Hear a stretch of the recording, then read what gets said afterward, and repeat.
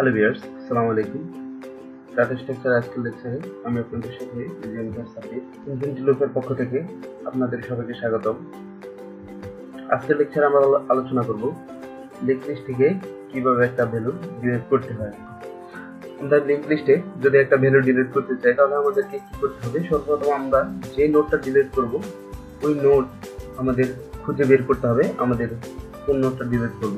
আমরা যদি এখানে 10 ভ্যালুটা যদি ডিলিট করতে চাই তাহলে আমাদের আগে করতে হবে আমাদের ওই নোডটা কোথায় আছে। এর জন্য আমাদের একটা সার্চ চালাতে হবে। আমরা হেড থেকে শুরু করে এখানে প্রতিটা নোডের নাম এলওসি দিলাম। প্রথম নোডে খোঁজার পরে যদি না পাই ক্রমাগত আমাদের খুঁজতে থাকবে যতক্ষণ পর্যন্ত আমাদের 10 ভ্যালুটা না পাই। যখন আমরা 10 ভ্যালুটা পাবো, পাওয়ার পর আমাদের কি করতে হবে? পাওয়ার পর আমাদের যে কাজটা করতে হয়, আমাদের ফার্স্ট যে নোডটা আছে এখানে যেই ভ্যালুটা আমরা ডিলিট করব, আমরা 10 যদি ডিলিট করি আমাদের 10 এর লিঙ্ক পার্টে যে অ্যাড্রেসটা আছে ওটা হলো আমাদের পরবর্তী নোডের অ্যাড্রেস। 10 যে ভ্যালুটা আমরা সার্চ করে পাবো তার আগের ভ্যালু লিঙ্ক পার্টে যে অ্যাড্রেসটা লিঙ্কটা পাবে ওটা হলো আমাদের যে ভ্যালুটা আমরা ডিলিট করতে চাচ্ছি ওই নোডটার অ্যাড্রেস। যে নোডটা ডিলিট করব ওই নোডের লিঙ্ক পার্টে এলওসি নামে আমরা যে নোডটা ডিলিট করতে চাচ্ছি ওই নোডটা যদি আমরা ওই নোডের লিঙ্ক পার্টের যে অ্যাড্রেসটা আছে ওই অ্যাড্রেসটা যদি আমরা আগের নোডের লিঙ্ক পার্টে দিয়ে দিই তাহলে আমাদের লিঙ্কটা দেখুন আগে আমরা যে লিঙ্কটা ছিল এটা এলওসি 8 এর পরে 10 নম্বর যে ভ্যালুটা আছে ওই নোডের সাথে লিঙ্ক আছে। কিন্তু আমরা যদি 10 এর লিঙ্ক পার্টে যে অ্যাড্রেসটা আছে এই অ্যাড্রেসটা যদি আমরা আগের নোডে দিয়ে দিই তাহলে আমাদের এলওসি পরবর্তী নোডের সাথে লিঙ্ক আছে। এক্ষেত্রে আমাদের ডিলিট করার ক্ষেত্রে আমরা যখন লিনিয়ার সার্চ চালাই তখন আমাদের লিঙ্ক লিস্টের ক্ষেত্রে যেই নোডে আমরা সার্চটা চালাই তার আগের নোডটা পাওয়ার জন্য আমাদের একটা নতুন নোড ক্রিয়েট করতে হয় এবং কি ওই নোডে অ্যাড্রেসটা রাখি। এই কারণে আমরা অ্যারেতে যে কাজটা করেছি, অ্যারেতে আমরা পজিশন জানি যে আমরা 0 পজিশন থেকে শুরু করে আমরা যত পজিশন, হয়তো আমি 5 নম্বর পজিশন যদি ডিলিট করি তাহলে আগে পজিশনটা থাকে আমাদের 4 অথবা 4 নম্বর পজিশনটা যদি ডিলিট করি তাহলে আমাদের আগের পজিশনটা থাকে 3। কিন্তু লিঙ্ক লিস্টে নির্দিষ্ট কোনো পজিশন নেই, এটা একটা নোডের সাথে আরেকটা নোডের লিঙ্ক আপ করা যায়।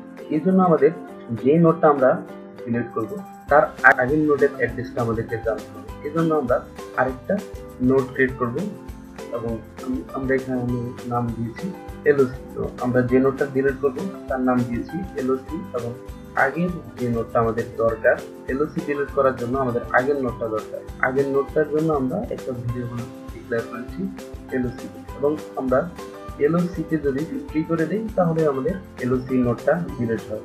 আর লিঙ্ক লিস্টে নরমালি ডিলিট হয় না, যে নোডটা আমরা ডিলিট করব ওই নোডটা অরিজিনালি আমরা ফ্রি করে দিই, মেমরি থেকে ফ্রি করে দিই, এটাকেই আমাদের ডিলিট বলে। আমরা যদি ফার্স্ট যে নোডটা আছে ওই নোডটা যদি আমরা ডিলিট করি তাহলে আমাদের কি কাজ করতে হবে? আমাদের হেড থেকে হেডের মধ্যে আমরা ফার্স্ট নোডের যে লিঙ্ক পার্টটা আছে তাহলে আমাদের পরবর্তী নোডের অ্যাড্রেস, এই ফার্স্ট নোডের লিঙ্কটা যদি আমরা হেডে দিয়ে দিই তাহলে আমাদের ফার্স্ট নোডটা ডিলিট হয়ে যাবে এবং এই ফার্স্ট নোডটাকে আমাদের ফ্রি করে দিতে হবে। এর জন্য আমরা এলওসি কি কোডে যখন আমরা কাজ করব তখন আমাদের আগের যে নোডটা প্রয়োজন, পরবর্তী যেই ভ্যালুটা ডিলিট করার জন্য আমাদের আগের যে নোডের প্রয়োজন, এই ক্ষেত্রে এখানে আমরা যদি ফার্স্ট ভ্যালুটাই ডিলিট করি তাহলে আমাদের আগের যে নোডটা তার তো কোনো প্রয়োজন নেই, কারণ আমাদের আগে কোনো ফার্স্ট নোডের আগে কোনো নোড নেই, এজন্য কোনো নোডের প্রয়োজন নেই। তো ওই ক্ষেত্রে আমাদের এলসিপি নামের আমরা যে নোডটা ক্রিয়েট করব অ্যাড্রেস রাখার জন্য ওই নোডটা আমাদের নাল থাকবে। এটা হলো আমাদের theoretical link list deletion.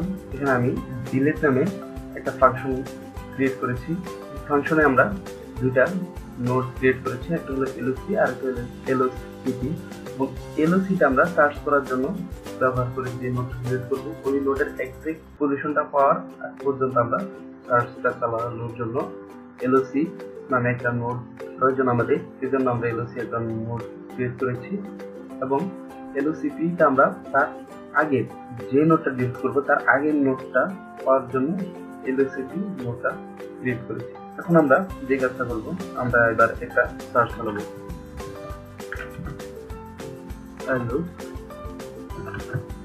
LOC যতক্ষণ পর্যন্ত নাল না হয় ততক্ষণ পর্যন্ত আমাদের এটা চলবে এবং এটার ভিতরে আমরা কন্ডিশন দিই এলওসি এর ভ্যালু পার্ট ডাটা হিস্টোরিক্যাল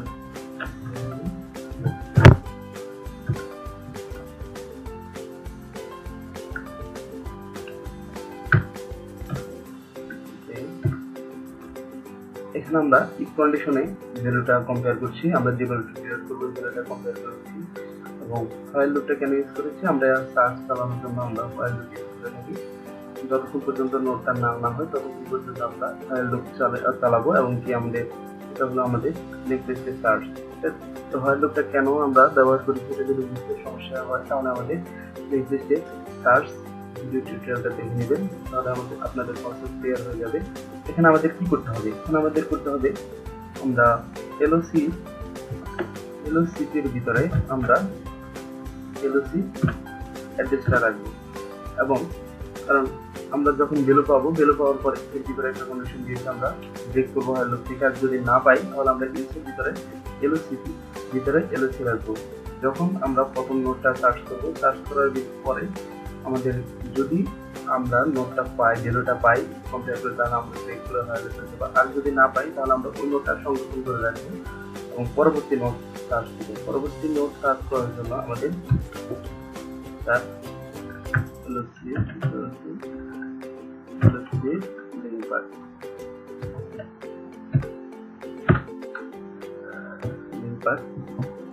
আমাদের সার্চ। তো যদি আমরা ভ্যালুটা পাই বা আমাদের ফার্স্ট যে নোটটা আমরা যদি ওই নোডেই ভ্যালু পাই তাহলে আমাদের কি করতে হবে, এখানে বাইরে আমরা আরেকটা কন্ডিশন দিই, যদি আমাদের এলওসি নাল হয়, আমাদের এলওসিটা কখন নাল থাকবে, যখন আমরা কোনো ভ্যালু ফার্স্টের যে নোটটা ওই ভ্যালুর সাথে আমরা যে নোটটা ডিলিট করতে চাচ্ছি ওই নোটটা আমাদের ফার্স্ট নোডের সাথে মিলবে, তখনই একমাত্র আমাদের এলওসিটা নাল থাকে।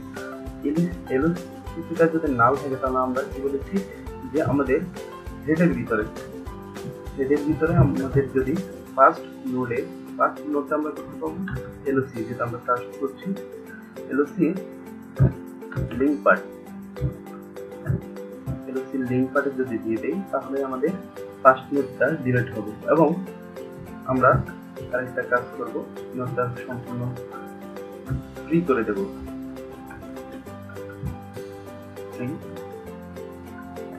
এলওসি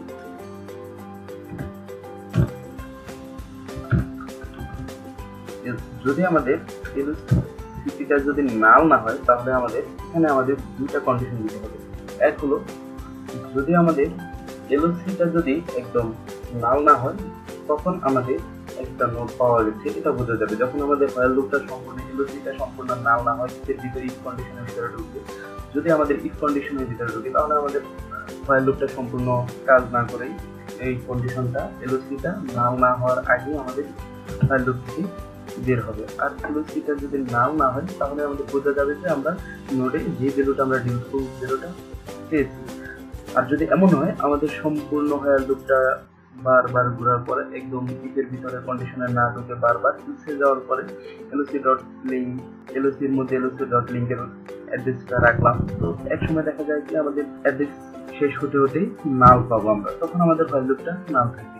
তো আমরা এখানে একটা এলসির ভিতরে কন্ডিশন দিই, যদি আমাদের এলওসি নট ইকুয়াল নাল হয় দেন আমরা যে কাজটা করবো বলছি যে এলওসির আগের লিঙ্কে আমরা যে নোটটা ডিলিট করবো তার আগের লিঙ্ক পার্টে আমরা এলওসির যে নোটটা ডিলিট করবো তার লিঙ্ক পার্টে যদি দিয়ে দিই তাহলে আমাদের যে নোটটা আমরা ডিলিট করবো ওটা ডিলিট হয়ে যাবে।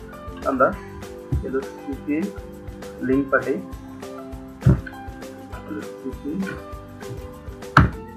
আমরা এলওসির লিঙ্ক পার্টটা দিয়ে দিই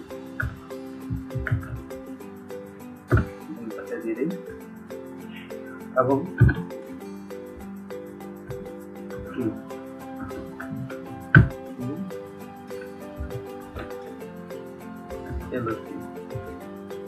আমরা যে নোটটা ডিলিট করবো তার করে দিলাম।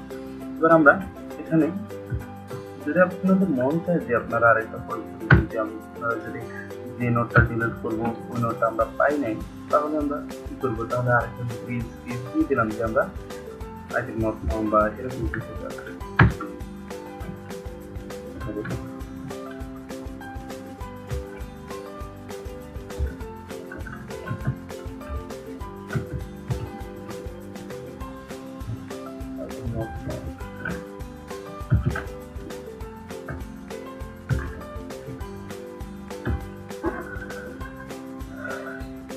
এবার আমরা মেন ফাংশনে যাই। মেন ফাংশনে আমরা ডিলিট ফাংশনটা কল করি।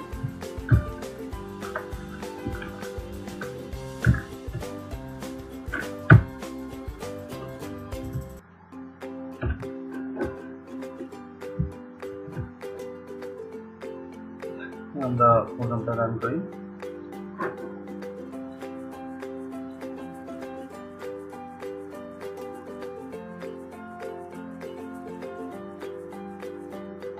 enter the delete number। আমরা কত নাম্বার ডিলিট করব? 10 নাম্বারটা যদি ডিলিট করি, দেখুন আমাদের 10 নাম্বারটা ডিলিট হয়ে গেছে। ফার্স্ট নাম্বারটা আবার রান করে দেখি। এবার যদি আমরা মিডলে একটা যে কোনো ভ্যালু ডিলিট করি, 30 দেখুন আমাদের 30 নাম্বারটা নোট থেকে 10 থেকে 40 আমরা আগে ক্রিয়েট করেছি। 10 থেকে 40 পর্যন্ত আমাদের ক্রিয়েট ছিল, ডিলিট করেছি। আর দেখুন যদি আমরা এমন একটা ভ্যালু দিই যেটা আমাদের এই নোডে ক্রিয়েট করা নেই, তখন আমাদের আইটেম নট ফাউন্ড এবং আমাদের যে ভ্যালুগুলো ছিল সেগুলো আমাদেরকে প্রিন্ট করে দেয়। এটাই ছিল আমাদের ডিলিটেড আজকের লেকচার। যদি আমাদের লেকচার বলতে কোনো প্রবলেম হয় আমাদেরকে কমেন্ট করে জানাবেন।